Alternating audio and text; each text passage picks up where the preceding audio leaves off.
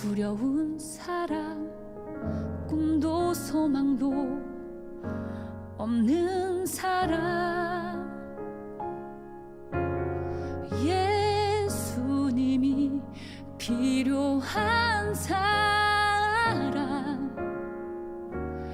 여기 있나요? 예수께로 오세요. 예수께로 오세요. 당신의 마음 주가 알고 계세요. 예수께로 오세요. 예수께로 오세요. 나의 구주 되신 예수께로 오세요. 예수께로 오세요. 예수께로 오세요. 당신의 마음 주가 알고 계세요. 예수께로 오세요. 예수께로 오세요. 나의 구주 되신 예수께로 오세요. 예수께로 오세요.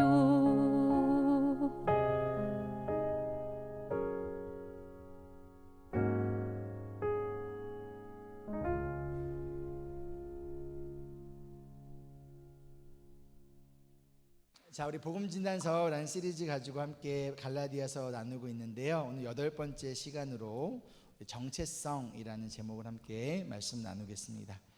갈라디아서 3장 26절부터 4장 7절까지의 말씀이에요. 여러분 뒤에 보시면 우리 아이들 되게 많아졌어요. 특히 어린아이들이 보이죠. 그래서 우리 아이들 섬길 우리 또한 봉사자들 필요하니 우리 지원해 주실 분들은 김은주 선수와 함께 연락해 주시기를 바랍니다. 자, 그럼 다 같이 일어나셔서 우리 한 절씩 돌아가면서 말씀 읽도록 하겠습니다. 먼저 제가 26절 읽을게요. 여러분은 모두 그 믿음으로 말미암아 그리스도 예수 안에서 하나님의 자녀들입니다. 여러분은 모두 세례를 받아 그리스도와 하나가 되고 그리스도를 옷으로 입은 사람들이기 때문입니다. 유대 사람도 그리스 사람도 없으며 종도 자유인도 없으며 남자와 여자가 없습니다. 여러분 모두가 그리스도 예수 안에서 하나이기 때문입니다. 여러분이 그리스도께 속한 사람이면 여러분은 아브라함의 후손이요 약속을 따라 정해진 상속자들입니다. 내가 또 말합니다. 유업을 이을 사람은 모든 것의 주인이지만 어릴 때는 종과 다름이 없고 아버지가 정해놓은 그때까지는 보호자와 관리인의 지배 아래에 있습니다. 이와 같이 우리도 어릴 때에는 세상의 유치한 교훈 아래에서 종노릇을 하였습니다. 그러나 기한이 찼을 때에 하나님께서는 자기 아들을 보내셔서 여자에게서 나게 하시고 또한 율법 아래에 놓이게 하셨습니다. 그것은 율법 아래에 있는 사람들을 속량하시고 우리로 하여금 자녀의 자격을 얻게 하시려는 것이었습니다. 그런데 여러분은 자녀이므로 하나님께서 그 아들의 영을 우리의 마음에 보내주셔서 우리가 하나님을 아빠 아버지라고 부를 수 있게 하셨습니다. 그러므로 여러분 각 사람은 이제 종이 아니라 자녀입니다. 자녀이면 하나님께서 세워주신 상속자이기도 합니다. 아멘. 가슴에 손을 얹고 함께 고백하겠습니다. 이 시간 하나님의 말씀을 받습니다. 이 말씀이 나를 변화시킵니다. 이 말씀이 우리 가정을 변화시킵니다. 내 멋대로의 신앙에서 벗어날 것입니다. 아멘. 자리에 앉아주시고요. 우리 갈라디아서 2장 20절 우리 암송 우리 옆 사람하고 한번 잠시 우리 체크업해도록 할게요. 우리 한 1분 정도 시간 드리도록 하겠습니다.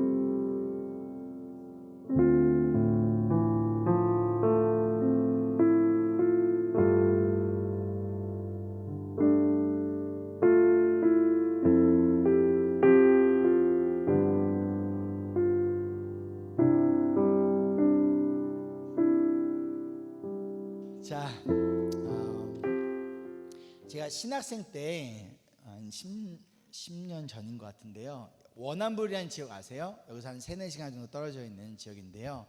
이제 방학 때가 되면 컬리지 미션이라고 해서 신학생들이 일주 또는 2주 동안 이제 외곽에 있는 지역에 가서 그 교회를 섬기는, 그리고 훈련을 받는 거를 해요.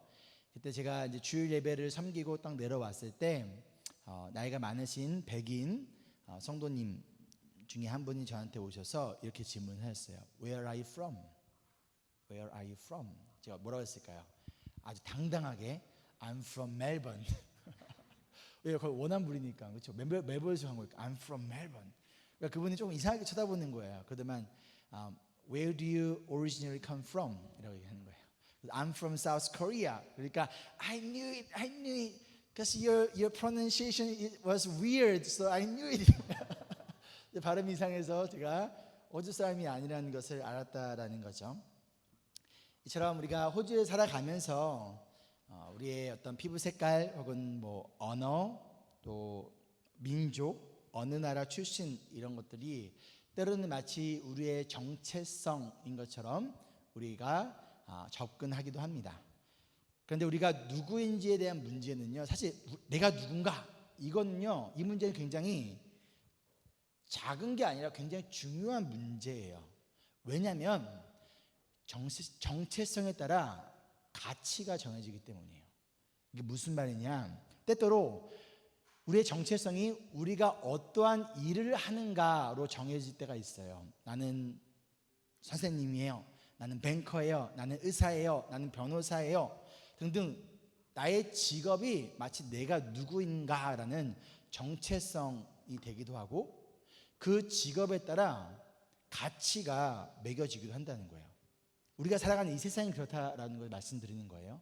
또 한국처럼 일부 문화권에서는요, 어느 대학을 나왔는가, 어느 직업을 가지고 있는가, 이름 앞에 뭐 덕터, 레버런 뭐 이런 타이틀, 어떠한 타이틀이 붙는가, 이것을 자신의 정체성이라 생각하고, 또한 그 정체성에 따라 그 인생의 혹은 그 사람의 가치를, 밸류를 평가한다라는 거예요.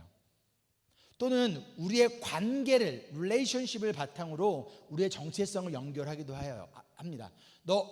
제가 어렸을 때, 제가 동네에 살던 동네에서 어른들이 동네 사람들이 저를 뭐라 불렀을까요? 목사 아들, 교회집 아들로 불렀어요. 제 이름은 장청렴인데, 저는 어렸을 때 장청렴이라 불림을 당한 게 아니라 목사 아들 간다, 교회집 아들 간다, 그게 저의 정체성이었어요. 사람들이 나를 그렇게 불렀단 말인 거죠. 너 우리 아빠가 누군지 알아? 내 남편이 누군지 알아? 내 친구가 말이야, 어저께 사우나도 갔고 밥도 같이 먹었고 그러면서 내가 누군가를 알고 있다라는 그 사람과의 관계를 통하여 마치 우리의 정체성을 연결하고, 그로 인해 내가 마치 그만큼 가치가 있는 존재로 평가받기도 하고, 또 스스로 평가받기를 원하기도 한다는 거예요. 요즘 시대에는요, 특별히 SNS 팔로워 숫자, 유튜브 구독자 숫자로 그 사람의 정체성과 가치를 평가하기도 합니다. 그러기 위해서 많은 사람들이 인스타그램 팔로워 숫자가 몇 명인지 유튜브 구독자 숫자를 통해 자신의 정체성을 증명하며 그것으로 나의 인생의 가치를 인정받으려고 한다라는 거예요. 이것이 우리가 살아가고 있는 이 세상이고, 우리가 살아가고 있는 이 세상에서 만나는 현상이라면, 그러나 중요한 것은 성경은 우리의 정체성을 우리의 출신, 우리의 직업, 우리의 가족이 누구인지, 누구와 관계가 있는지, 얼마나 인기가 있는지, 이런 것들로 우리의 정체성을 정의하지 않고 우리의 인생을 그런 것들로 평가하고 우리의 가치를 그것으로 말하지 않는다라는 거예요. 대신 딱 한 가지, 하나님과의 관계가 무엇이냐, 하나님과의 관계를 통하여 우리의 정체성과 우리의 가치를 제시하고 있습니다. 싱클레어 퍼거슨이라는 교수님이 이렇게 얘기했어요. 함께 읽어볼까요? 시작. 우리가 하나님의 자녀, 곧 아들, 딸이라는 개념은 그리스도인의 삶의 원동력이다. 하나님의 아들이라는 우리의 신분이야말로 창조의 정점이요 구속의 목표다. 우리가 하나님의 자녀, 이게 우리의 정체성이라는 거예요. 이것이 그리스도인의 삶의 원동력이 된다, 힘이 된다라는 거예요. 그래, 동기가 된다는 거예요. 모티베이션이 된다는 거예요. 그래, 내가 하나님의 아들이지, 내가 하나님의 딸이지.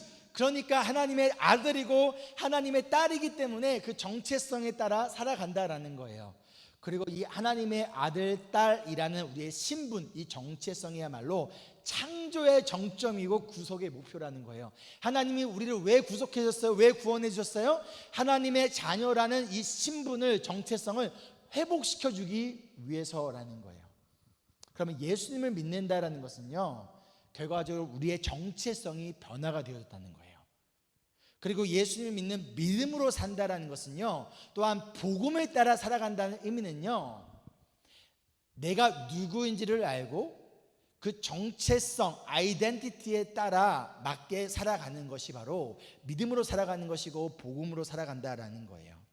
그런데 이 정체성은 율법이 아니라 복음으로 인해 변화되어질 수 있다라는 것이죠.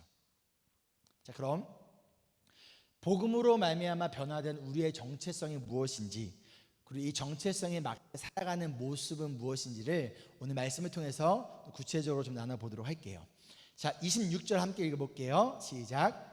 여러분은 모두 그 믿음으로 말미암아 그리스도 예수 안에서 하나님의 자녀들입니다. 그래, 첫 번째 정체성, 가장 중요하고 가장 기본이 된 정체성을 알려주고 있어요. 그것이 무엇이에요?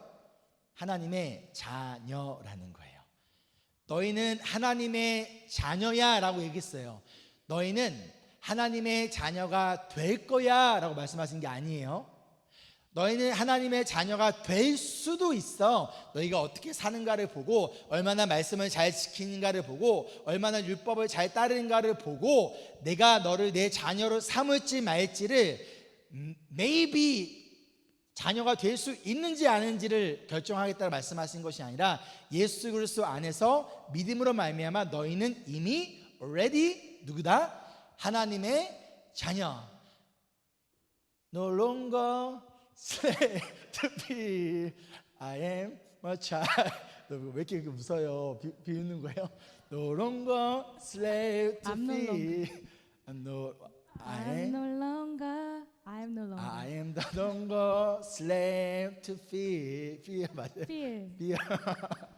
나는 누구다? 왜 이렇게 부끄럽죠? 아, 부끄럽다. 나는 부끄럽지 않아요. 나는 하나님의 자녀이기 때문에 나는 부끄럽지 않아요. 이게 우리의 정체성이라는 거예요. 그러면 복음을 따라 살아간다는 것은 우리 하나님의 이미 부여받은, 이미 얻은 하나님의 정체성을 내가 지키기 위해, 이것을 빼앗기지 않기 위해 율법을 지키며 살아가는 것이 아니라, 나는 이미 하나님의 자녀이기 때문에 하나님의 법인 율법을 지키며 살아간다라는 거예요. 근데 영어로 보면 이 자녀들을 sons라고 되어 있어요. 헬라어로도 마찬가지로 자녀들이 아니라 아들들로 되어져 있어요. 그럼 왜 아들들이라고 얘기하고 있을까요? 왜냐하면 이 당시에는요, 딸은 재산을 상속받을 수가 없었어요. 부모님이 죽어도 부모님의 재산이 다 아들들에게 갔어요. 그래서 아들이라는 것은 곧 어떤 의미를 가지고 있냐면 법적 상속자라는 것을, 에어라는 것을 알려주고 있는 거예요.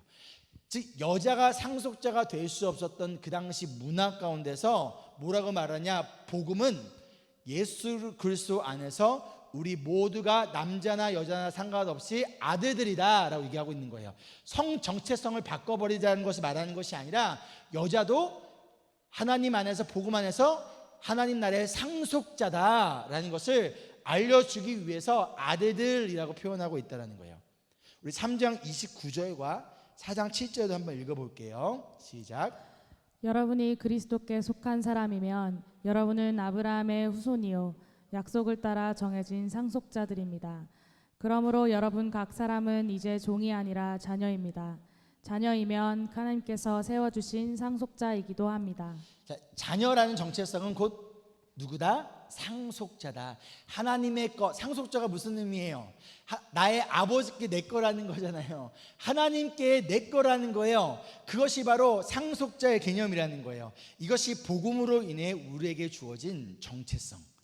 나는 하나님의 자녀. 나는 하나님 나라의 상속자다라는 거예요. 대단한 거 아닌가요? 그런데 어떠한 자녀인가요? 4장 6절에 이렇게 얘기해요. 다시 한번 읽어볼게요. 그런데 여러분은 자녀이므로 하나님께서 그 아들의 영을 우리의 마음에 보내주셔서 우리가 하나님을 아빠 아버지라고 부를 수 있게 하셨습니다. 근데 하나님이 누구래요? 아빠 아버지라는 거예요. 여기서 아빠 아바라는 것은 아람어예요. 아버지를 친근하게 부르는 표현이에요. 제가 어렸을 때 우리 할아버지랑 함께 살았었는데요. 제가 초등학교 때 저희 아버지를 아빠라고 부르면요, 저희 할아버지가 저를 혼냈어요. 어디 아빠라고 해, 아버지라고 해야지, 혼내시면서. 그럼 어떻게 했어요? 그 다음에 할아버지 앞에 가면 아버지, 저희 아빠를 부를 때 아버지 그러면 또 할아버지 혼냈어요. 어디 아버지라고 해, 아버님이라고 해야지.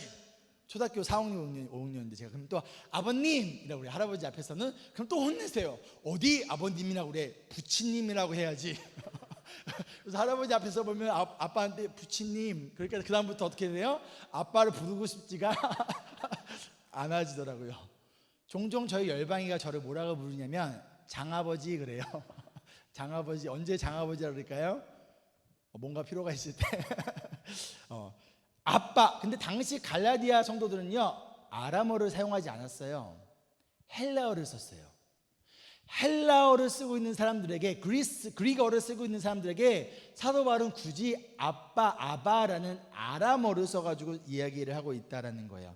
그 이유가 무엇이냐면 이 당시 헬라 문화권, 특별히 로마 시대 가운데 아버지들은요 굉장히 가부장적인 아버지였어요. 자녀와 가까이 하지 않는, 자녀가 아버지한테 다가갈 수 없는, 다가가면 막 안 되는 거예요. 심지어 아버지가 자녀를 죽일 수도 있는, 자녀에 대한 살리고 죽일 수 있는 그 권한이 아버지한테 있었어요. 그런 문화권, 즉 이들에게 있어서는 아버지는요 엄격하고 무섭고 얼마든지 내가 원하는 것을 빼앗아갈 수도 있고 나의 생명까지도 가져갈 수 있는 그런 무서운 분이에요. 함부로 내가 아빠 하고 달려갈 수 있는 존재가 아니라는 거예요. 그런 문화권 속에서 살고 있는 그들에게 바울은 아빠라는 아람어를 사용하면서 하나님 아버지는 너희가 생각하는 그 육신의 아버지와 같은 모습이 아니다라는 것을 알려주고 있다는 거예요. 율법을 안 지킨다고 처벌하고 죽여버리는 아버지가 아니라 율법을 못 지켰다고 해서 자녀의 신분을, 자녀로서의 정체성을 빼앗아 가버리는 아버지가 아니라는 거예요. 하나님이 여러분에게는 어떠한 분이신가요? 말씀에 순종 안 하면 막 쉽게 화를 내고 벌 주고 막 구원을 막 취소시켜버리는, 구원을 가지고 여러분을 매니플레이팅하는 그런 아버지이십니까?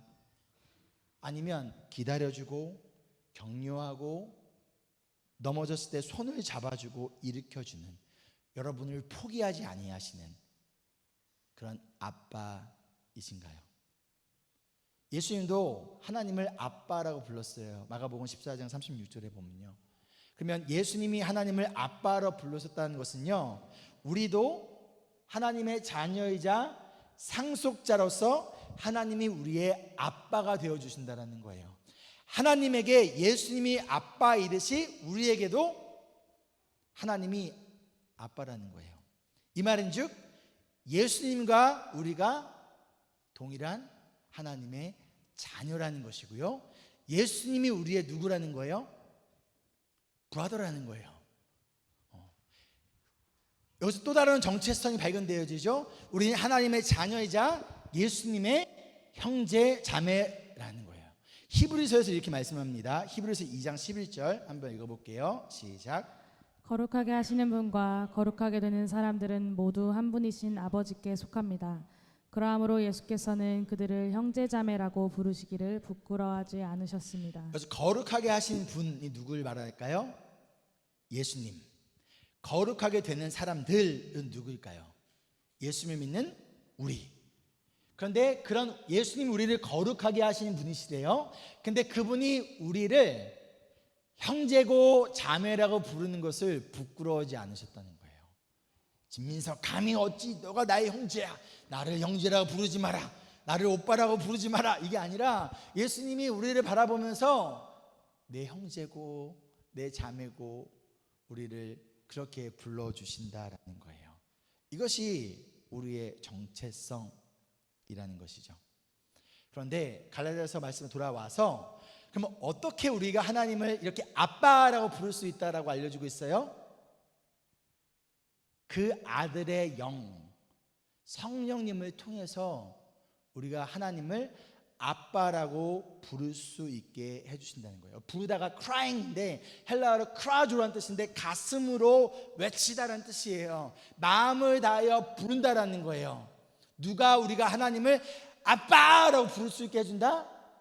성령님께서 그렇게 해줄 수 있다는 거예요. 저는 목회자 자녀로 자라왔어요. 그리고 저희 부모님은 성도님들 정말 사랑하시고 잘 섬겨주셨어요. 그만큼 자녀들은 돌보지 않으셨던 분이신데요. 그래서 항상 저한테 약간 걸림돌이 됐어요. 내가 하나님 아버지 앞에 나아갔는데 나한테 아버지의 모습은 나를 돌보지 않는 아버지인 거예요. 나에게 무관심하고 내가 필요한 거 있어도 아빠는 돈이 없지, 아빠는 내가 얘기해도 뭐 성도님들 이런 표현 좀 그래요. 그 당시에 제가 어렸을 때 그렇게 생각했어요. 성도님들 눈치 보느라 나 나이키 신발도 못 사주지, 이런 게 있었어요. 그러다가 초등학교 5학년 6학년 때였는데 제가 너무 아파하고 막 토하고 어지러웠던 적이 있었는데 이틀을 있다가 병원을 가야겠다라고 병원을 나가는 길에 성도님이 전화가 오셔서 목사님 신방 좀 해주세요 그랬어요. 그 당시에 핸드폰이 없었을 때예요. 그래서 병원을 나가던 그 길에 저희 아버지께서 저를 놔두시고 신방을 가셨어요. 거기가 시골이어서 차로 뭐 어디 신방 가면 30분 1시간 막 이렇게 가야 되는, 암만 기다려도 아빠는 안 오고 너무 나는 토할 거 계속 토하고 어지럽고 너무 힘드니까 저희 어머니가 이제 우리 집사님 한 분을 전화를 해가지고 그 집사님 차를 그 트럭을 타고 덜커덩 그래서 아직도 기억나. 1시간 반을 걸려서 원주에 있는 기독대학병원이 있었어요. 거기 가서 응급실에서 막 다양한 막 이것저것 검사도 하고, 여러분 그거 아세요? 척추에서 이거 물 뺏는 거 바늘 꽂아가지고 비커를 2개를 뽑았어요. 그거를 하고 너무 아파 죽겠는데 그때까지 내 옆에 아빠가 없었어요. 그게 내 마음에는 내가 예수님을 인격적으로 만나기 전까지 그게 내 마음에 탁 남아서 하나님 앞에 나아갈 때 못 나가겠는 거예요. 하나님은 나한테 어떤 분이에요? 우리 아빠가 생각나니까 내가 필요할 때 내가 필요한 것을 공급하지 않으시는 분, 내가 너무 힘들고 아플 때 나를 버려두시는 분, 나는 하나님 앞에 나아갈 수가 없는 거예요. 나가가도 뭔가 그냥 거리막이 이게 뭐가 있는 거예요. 대학생이 되고 한 집회에서 그런 여러 가지 앞으로의 미래와 진로를 기도할 때 그때 성령님께서 제 마음을 만져주셨어요. 내 마음에 있었던 이 부분을 해결해 주셨어요. 막 기도를 하는데 나도 모르게 내가 어렸을 때 잊고 싶었던, 기억하고 싶지 않았던 그 어렸을 때 내 그 모습이 갑자기 기도 가운데 떠올랐어요. 그러면서 제가 그때 막 울었어요. 기도하다 다 큰 어른이 막 20대 때 울면서 아빠 어디 갔어? 나 이렇게 아픈데 아빠 어디 갔어? 라고 막 기도하고 있는데 한참을 기도하다 하나님께서 제 마음에 성령님을 통해서 주신 감동이 있었는데 그것이 뭐였냐면 내가 그때 너와 함께하고 있었다라는 마음을 주셨어요. 그리고 너를 구원하기 위하여, 너를 자녀 삼기 위하여 나는 내 하나뿐인 아들 예수를 십자가에 버려주셨다. 그 복음의 메시지를 통해서 내 안에 그것을 깨닫게 하신 성령님을 통해서 그 이후로 저는 하나님 앞에 나아갈 때 더 이상 무서운 아버지, 나에게 필요한 것을 공급해 주지 아니하시고 나보다 다른 사람들 더 돌보는 그런 아버지가 아니라 내 고통 가운데 함께 하시는 아버지, 자신의 십자가에 자신의 목숨을 내려놓을까지 자신의 모든 것을 내어주신 나의 아빠로서 나아갈 수 있게 되었어요. 그것이 누가 행하게 하신 거라는 거예요? 성령께서 행하게 하신다라는 거예요. 이 말씀이 그것을 말하고 있는 거예요. 그 아들의 영을 통하여, 즉 지식으로만 하나님이 나의 아버지가 아니라 내 마음으로 내 하나님이 나의 아빠라는 것을 고백하며 아빠라고 부를 수 있는, 그리고 나의 아빠한테 달려나갈 수 있는, 그렇게 해줄 수 있는 분이 누구라는 거예요? 바로 성령님이라는 거예요. 로마서 8장 14절로 15절에서도 동일하게 말씀합니다. 함께 읽어볼게요. 하나님의 영으로 인도함을 받은 사람은 누구나 다 하나님의 자녀입니다. 여러분은 또다시 두려움에 빠뜨리는 동사리의 영을 받는 것이 아니라 자녀로 삼으시는 영을 받았습니다. 그래서 우리는 그 영으로 하나님을 아빠, 아버지라고 부릅니다. 하나님의 영으로, 그 영으로 우리는 하나님을 아빠, 아버지라 부른다고 알려줍니다. 그리고 우리는 더 이상 두려움에 빠뜨리는 종살이의 영을 받은 것이 아니라 하나님의 자녀로 삼으시는 영을 받았다라는 거예요. 그렇다면 성령님을 통하여 우리는 하나님의 자녀이자 예수님의 형제 자매가 됐다는 것이죠. 그 정체성에 합당한 모습은 무엇이다? 그렇다면 하나님을 아빠라고 부른다는 거예요. 뭘 얘기하는 거예요? 친밀감, 인티머시를 얘기하는 거예요. 하나님이 저 멀리 계시고 로마 시대의 가부장조치 제도 가운데서 자녀가 아버지한테 달려갈 수 없었던 것이 아니라 멀리 계시고 나한테 무관심한 무서운 아버지가 아니라 내가 언제든 아빠 하고 달려갈 수 있는 그런 친밀함, 그런 퍼스널 인티머시가 있는 관계가 바로 우리의 하나님의 자녀로서의 우리의 정체성이라는 거예요. 그 정체성에 합당한 모습은 하나님한테 언제든지 우리가 달려갈 수 있다는 거예요. 그리고 여기서 뭐라고 얘기합니까? 두려움에 빠뜨리는 종살이의 영을 받은 게 아니래요. 무슨 말이냐면 하나님이 나의 아빠라면 우리는 더 이상 우리 가운데 두려움은 믿음의 모습이 아니라는 거예요.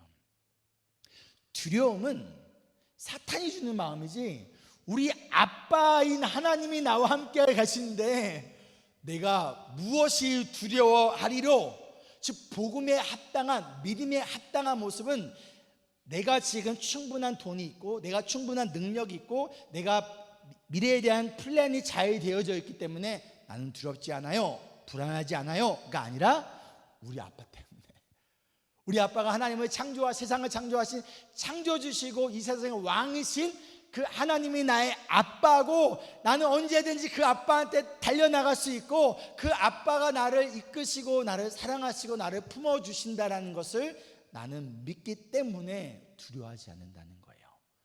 우리 안에 있는 두려움은 결과적으로 내가 하나님을 어떻게 생각하고 있는가, 하나님과의 그 관계가 어떠한가, 하나님과의 친밀함, 인티머시가 어떠한가를 통하여 우리 마음에 기쁨과 평안이 있는가. 주님과 함께하고 성령에 충만할 때 상황 때문이 아니라 은혜와 평화가 가득한 거잖아요. 그러나 하나님과의 그 관계가 꼬이고 그 하나님과의 교제가, 인티머시가 약해졌을 때 나타나는 증상이 바로 두려움이라는 것이죠.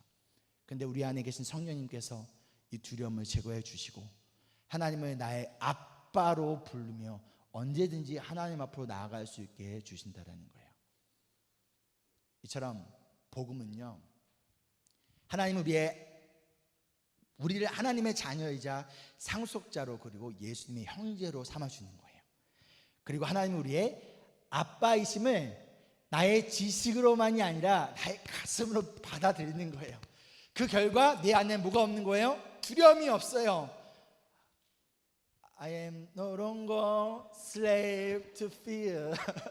I am a child of God. 나는 하나님의 자녀고 하나님 나의 아빠이기 때문에 두렵지 않다. 이 두려움부터 우리를 구원한다라는 것이죠.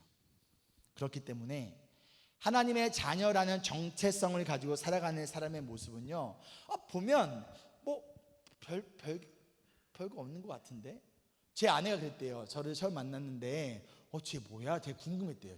쟤 뭐야? 왜 이렇게 당당해? 제가 재벌집의 아들인 줄 알았대요. 항상 너무 자신감이 넘치고 당당해서. 근데 제가 원래 그랬던 아이가 아니에요. 근데 내가 예수님을 만나고 나서 예수님이 나의 아빠라는 것을 깨닫고 나서 그 다음부터 내 안에 자신감과 당당함이 생겼어요. 그래서 제 아내가 저를 되게 궁금해했었어요. 아니, 청렴이 쟤는 저보다 한 살 많잖아요. 우리 지영이 누나가 그때 청렴이 쟤는 보면 뭐 가진 것도 별로 없고 뭐 그렇게 막 똑똑한 것 같지도 않고 능력 있는 것도 아닌데 궁금했대. 쟤는 왜 이렇게 자신감이 있어? 왜 이렇게 당당해? 혹시 재벌집 아들이요? 진짜로 그래요. 근데 그게 아니라 맞아, 재벌집 아들이죠. 우리 하나님 누구예요? 이 세상의 주인이시니까. 내 안에 내가 하나님의 아들이라는, 하나님의 딸이라는, 하나님 나의 아빠라는 그 정체성이 확립되어지고 그 정체성이 강하게 내 안을 사로잡으니 비록 가난하고 병들고 삶이 어려움이 있을지라도, 세상에서 말하는 성공한 인생, 세상에서 말하는 가치 있는 인생의 기준과는 다를지라도 그럼에도 불구하고 비굴하지 않는다는 거예요. 그럼에도 불구하고 좌절하지 않는다는 거예요. 그럼에도 불구하고 어떤 상황 가운데서 우리는 당당할 수 있다는 거. 왜? 나는 하나님의 아들이고 딸이기 때문에, 예수님과 나는 동일한 하나님의 자녀이기 때문에, 나의 브라더가 누구이기 때문에? 예수 그리스도이기 때문이라는 거예요. 왜? 하나님 앞에 우리의 가치는요, 누구와 동일한 가치라는 거예요? 예수님과 동일한 가치라는 거예요. 예수님의 생명값의 값어치가, 그 밸류가 우리라는 거예요. 그렇기 때문에, 이것 때문에 이것이야말로 우리가 가져야 할 영적 자부심이자 긍지라는 거예요. 내가 어떠한 직업을 가지고 있고, 어떠한 대학을 나오고 있고, 내가 얼마만큼 돈을 모아 있고, 세상에서 말하는 뭔가를 이루어 놨기 때문에 내가 그런 자부심과 긍지를 가진 것이 아니라, 그것 때문에 내가 가치가 있는 것이 아니라, 나의 가치는 예수님의 십자가에서 생명값의 가치와 동일한 가치이기 때문에 우리는 어떠한 상황 가운데서도 자부심을 가지고 긍지를 가지고 살아간다는 거예요.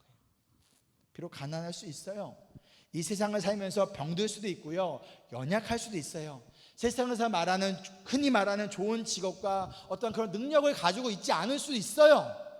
그럼에도 불구하고 나의 아빠가 이 세상을 창조한 창조주이자 이 세상의 왕이시기 때문에, 그리고 예수님이 나의 브라더이기 때문에, 그 나는 마침내 하나님의 모든 것을 상속받는 상속자이기 때문에 우리의 인생은 그 어떤 인생보다 가치가 있는 인생이라는 거예요. 그러기에 우리는 절대 비굴하지 않습니다. 사자는 썩은 고기를 먹지 않아요.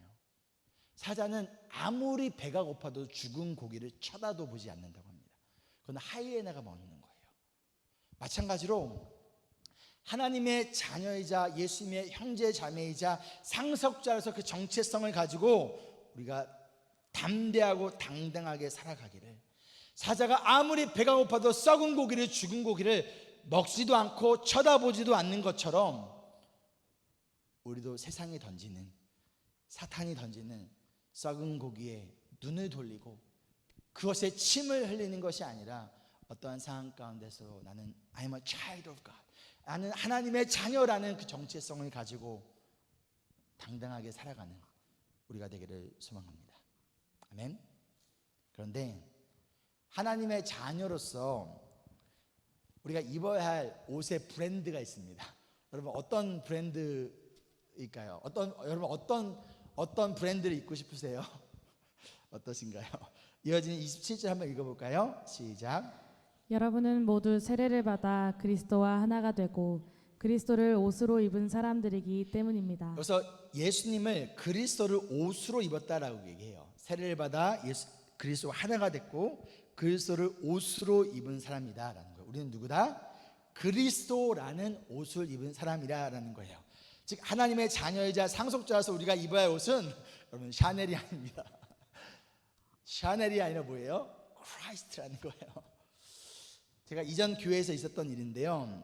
이제 1부 예배를 마치고 이제 2부 예배를 기다리고 있는 중에 어떤 한 60세 이상 된 여자 처음 오신 분이 혼자 앉아 계신 거예요. 그래서 아무도 옆에 가서 챙겨주는 사람이 없길래 이제 제가 가서 옆에 앉아가지고 처음 오셨어요 웃으면서 막 대화를 나누는데, 그분이 굉장히 네 이러시는 거예요. 퉁명스럽게 쳐다도 이렇게 딱 보고 이러시고, 그래서 뭐 어디 사세요? 오늘 처음 오셨어요?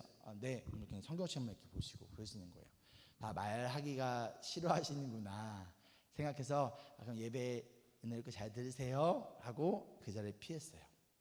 예배가 끝나고 나서 그 성도님이 저한테 와가지고 막 자상한 눈, 막 꿀이 떨어지는 눈으로 막 저를 보면서 뭐 목사님 죄송해요. 정장을 안 입어서 목사님인지 몰랐어요. 청년인 줄 알았어요. 그래서 웬 청년이 와가지고 그러지 말거지 라고 생각했다라는 거예요. 어떤 기대감이 있었던 거예요? 목사님은 정장을 입어야 된다는 거죠. 어떠한 옷을 입는가는 우리가 누구인가를 보여주는 역할을, 기능을 가지고 있다는 거예요. 군인은 뭘 입어요? 군복을 입어요. 경찰은 경찰 유니폼을 입습니다. 의사는 의사 가운을 입는 거예요. 그리고 어떠한 옷을 입느냐는 내가 그 옷을 입은 그 옷의 모습처럼 행동한다는 거예요. 의사 가운을 입으면 뭐 하는 거예요? 환자들을 돌보는 거예요. 경찰 유니폼을 입으면 뭐 하는 거예요? 경찰로서의 듀티를 감당한다라는 거예요. 이처럼 우리가 그리스도의 옷을 입었다는 것은요, 우리가 하나님의 자녀이자 하나님의 상속자이기 때문에 그것에 합당한 모습을 살아가야 된다는 거예요. 예수님과 하나가 되었고 예수 그리스도라는 옷을 입었기 때문에 우리의 말과 행동이 예수님 같아져야 된다는 거예요.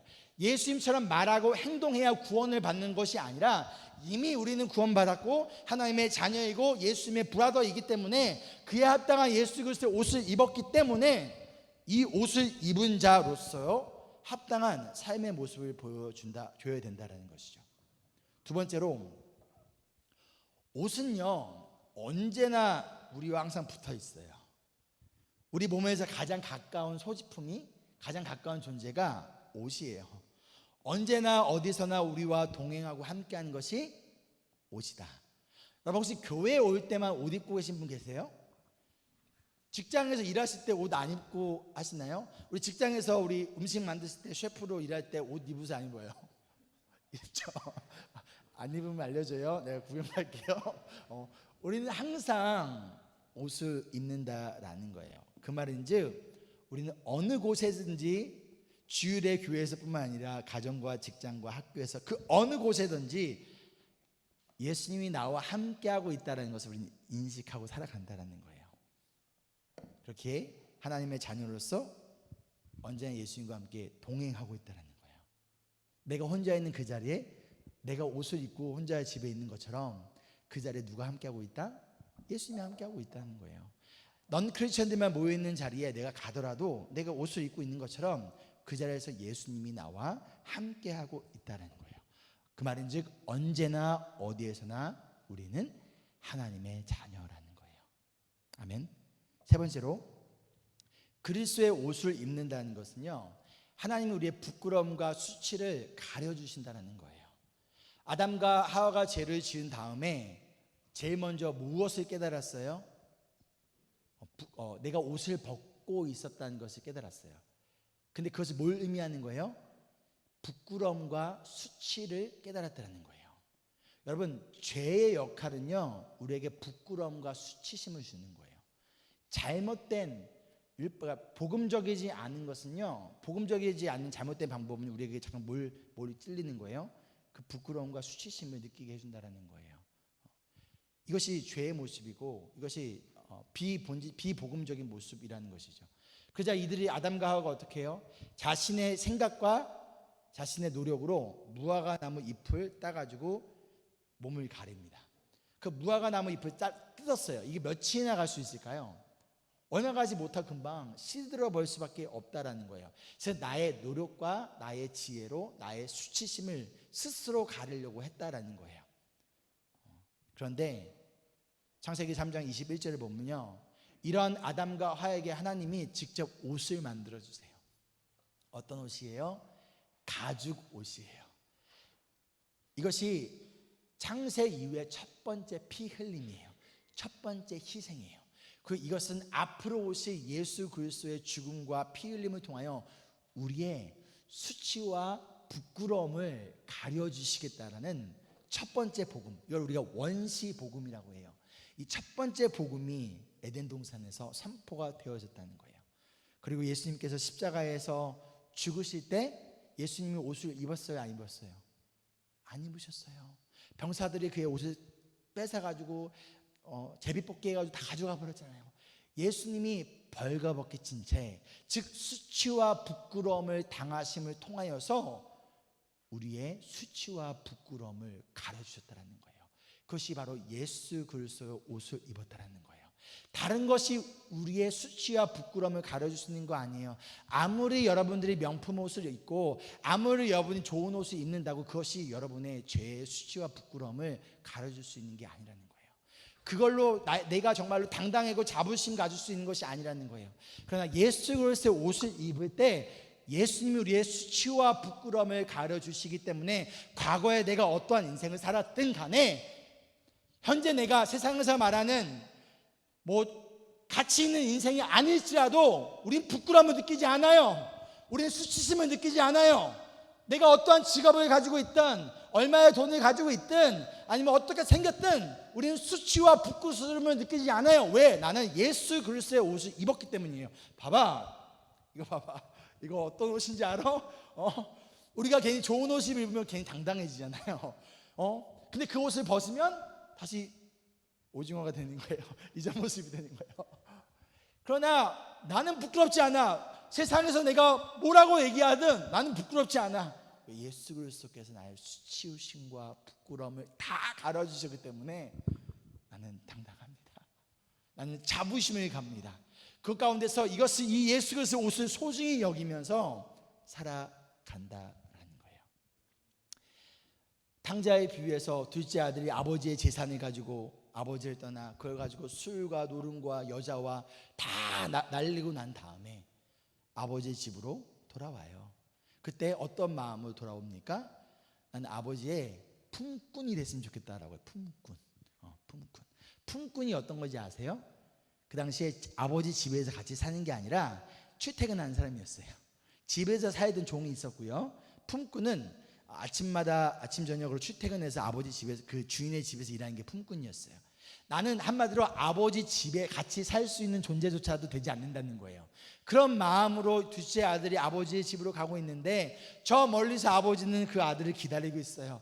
아들을 보자 먼저 달려와서 어떻게 하는 거예요? 안아주고 입을 맞추고 손에 반지를 껴주고 그리고 아버지 집에서 가장 좋은 옷, 그럼 누구 옷이에요? 여러분 집에서 가장, 승하 선생님 집에서 가장 좋은 옷 누구 옷이에요? 아내 옷인가요? 그 당시에는 아버지 옷이었어요. 아버지, 즉 자기의 옷을 가지고 와가지고 그 아들의 더러워진, 즉 그의 부끄러움과 수치를 벗기고 그의 옷으로, 아버지의 옷으로 입혀주면서 너는 내 아들이라는 거예요. 이것이 바로 예수 그리스도의 옷을 입었다라는 거예요. 여러분, 우리는 그렇게 더 이상 수치심과 부끄러움을 느끼지 않아도 된다라는 것이죠. 이처럼 복음은요, 우리를 부끄러움과 수치로부터 구원합니다. 우리 대신 십자가에서 부끄러움과 수치를 당하신 예수님으로 인하여 우리는 부끄러움과 수치로부터 구원을 받았다라는 거예요. 우리 사랑하는 성도 여러분, 그렇게 우리는 하나님의 자녀이자 예수님의 형제이자 상속자로서 그리스도의 옷을 입었으니 우리의 정체성에 맞게 살아가기를 소망하며 축복합니다. 아멘. 이어진 말씀 함께 읽을까요? 28절입니다. 유대 사람도 그리스 사람도 없으며 종도 자유인도 없으며 남자와 여자가 없습니다. 여러분 모두가 그리스도 예수 안에서 하나이기 때문입니다. 26절에서는 우리가 하나님의 자녀라는 정체성을 얘기하면서 하나님 우리 아빠라고 얘기하면서 하나님과의 친밀한 관계에 대해서 얘기를 한 거예요. 27절에서는 우리가 그리스도의 옷을 입었다 라면서 예수님 우리와 언제나 함께하고 있다라는 예수님과의 친밀한 관계를 얘기한 거예요. 하나님과의 관계, 예수님과의 관계. 근데 그것이 끝이 아니라 28절에서는 이제 누구의 관계를 얘기하는 거예요? 하나님의 자녀들인 예수 그리스도의 옷을 입은 우리들의 관계. 우리의 관계는 뭐하다? 예수 안에서 우리 모두가 하나다라는 거예요. 그런데 유대 사람도 그리스 사람도 없대요. 뭐 인종이 없다는 건가요?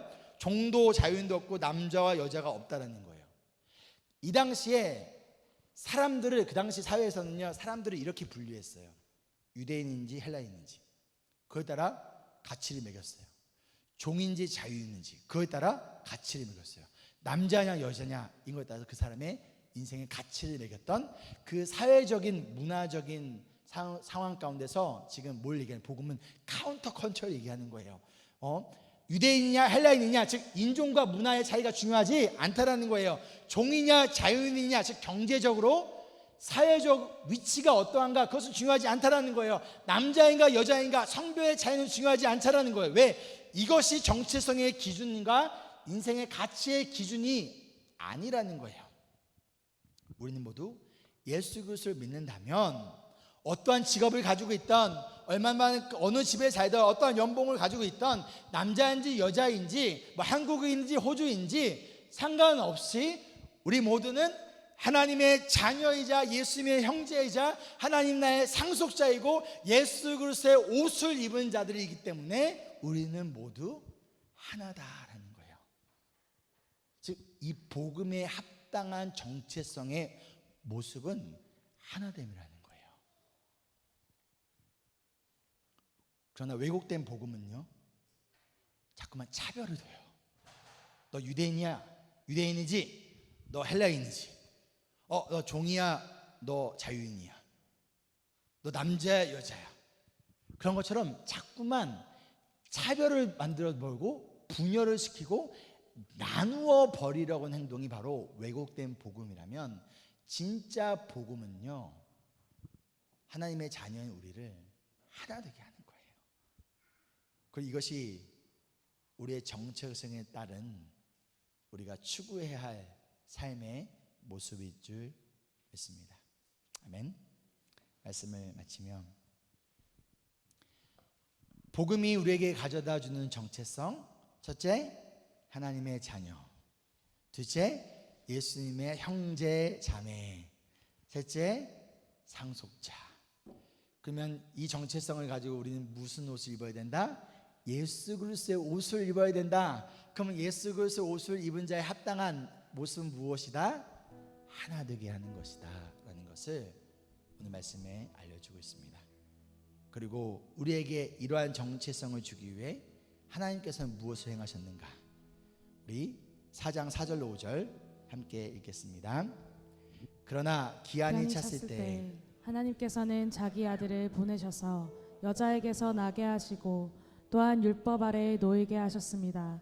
그것은 율법 아래에 있는 사람들을 속량하시고 우리로 하여금 자녀의 자격을 얻게 하시려는 것이었습니다. 하나님께서 우리에게 자녀라는 새로운 정체성을, 상속자라는 정체성을 주기 위해 자기의 아들 예수님을 보내주셨고, 우리를 하나님의 자녀이자 자신의 형제로 만들기 위하여 예수님께서는 우리가 받아야 할 율법의 저주를 대신 받아 십자가에서 죽으셨다는 거예요.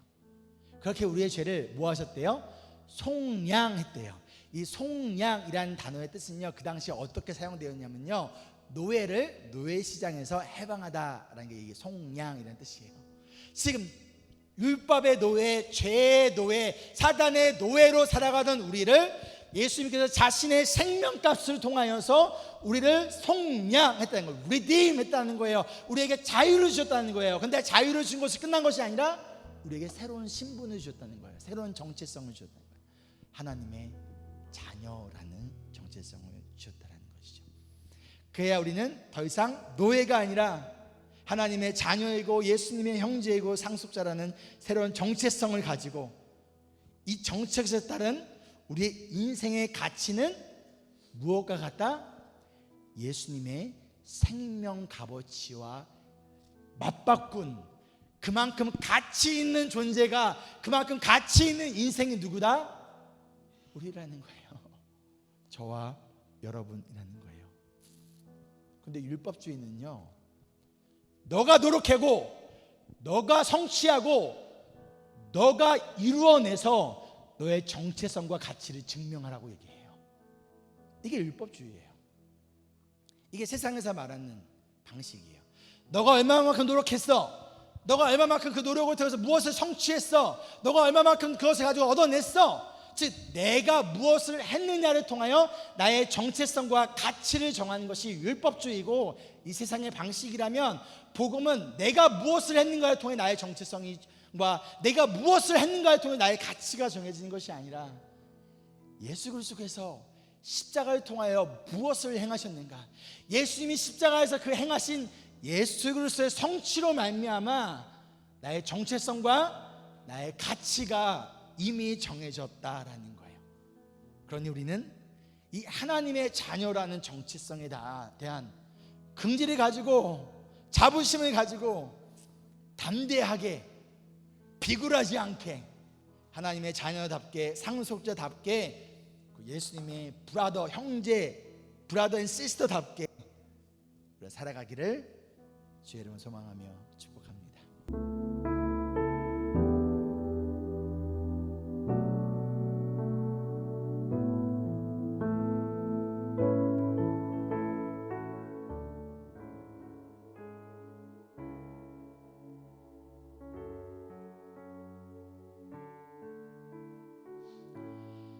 적용하실 분들께 적용하시고요. 기도하실 분은 기도하셔도 좋고요. 또 우리 함께 찬양하실 분들은 또 우리 함께 찬양하며 나아가는 시간 되길 소망합니다.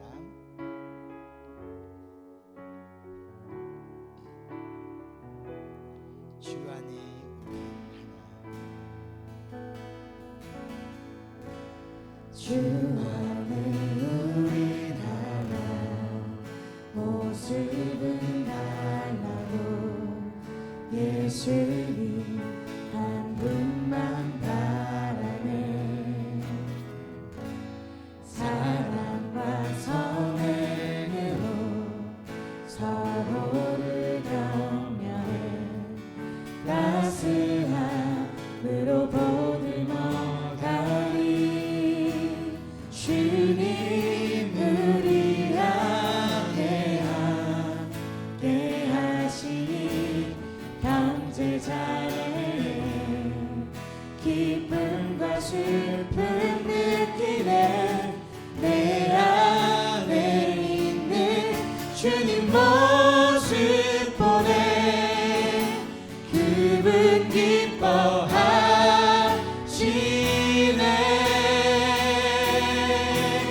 그분 기뻐하시네. 주님 우리 통해 계획하시니 부족한 입술로 찬양하게 하시니. 주님 우리 통해 계획하시니 너를 통해 하시니. 다 같이 일어나서 찬양할까요? 주 안에 우리 하나 모습을 이것이 복음의 능력이고 복음이 말하는 모습이고 자유인이나 종이냐 유대인이냐 헬라인이냐 남자나 여자냐 그것이 중요한 것이 아니라 예수 그리스도의 복음 안에서 우리는 모두 하나님의 자녀라는 정체성을 가지고 있기 때문에 우리는 하나 되어서 나아가는 것이 복음에 합당한 열매일 줄 믿습니다. 주님 우리 함께 하시니 형제자매 기쁨과 슬픔 느끼네. 내 안에 있는 주님 모습 보내. 그분 기뻐하시네.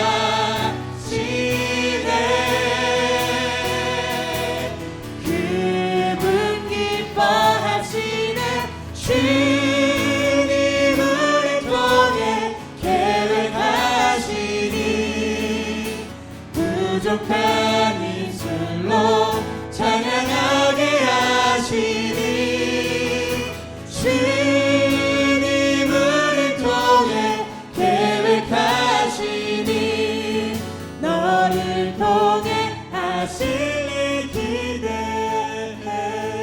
마지막 한 번 더 기도하며 나갈 때 하나님 우리가 하나님의 자녀이자 예수 그리스도의 형제 자매로 상속자로 그리스도의 옷을 입은 자로서 하나님 우리가 하나 되는 것을 굳건히 지키며 나아가는 하나님 우리 교회 안에서 어떠한 차별도 있어서는 안 됩니다. 직업이든 부이든 부이든 학교든 비자이든 뭐든 간에 우리 교회 안에서 복음의 공동체 안에서는 그 어떤 것들로도 차별과 나눠짐이 있어서는 안 됩니다. 하나님 이 시간 우리 공동체가 복음 안에 더욱더 하나 되는 교회 되어줄 수 있도록 그하여 하나님의 자녀로서의 정체성에 합당한 우리가 살아갈 수 있도록 주님 우리 하나됨을 위하여 이제 우리 함께 기도하겠습니다. 주님을 통해 계획하시니 그 어떤 것들도 우리 교회 안에서 차별과 나눠짐이 안 될 것을 믿으며 예수께서 복음하는 자녀라는 정체성을 가지고 예수님의 형제자매라는 정체성을 가지고 그리스도의 옷을 입은 자로서 우리가 하나 되어지는 공동체 그리고 복음으로 나아갈 수 있는 공동체가 되어줄 수 있도록 아버지 도와주시옵소서. 아버지 교회를 통해 예수 그리스도의 복음이 드러나게 도와주시고 우리가 온전히 하나님을 나아갈 수 있는 찬양하게 하시니 주님을 통해 계획하시니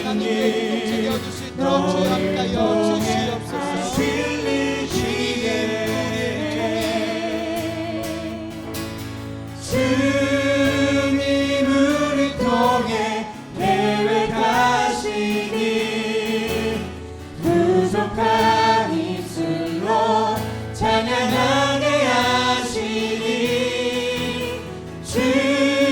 주님을 통해 계획하시니 너를 통해 하실 일 기대해.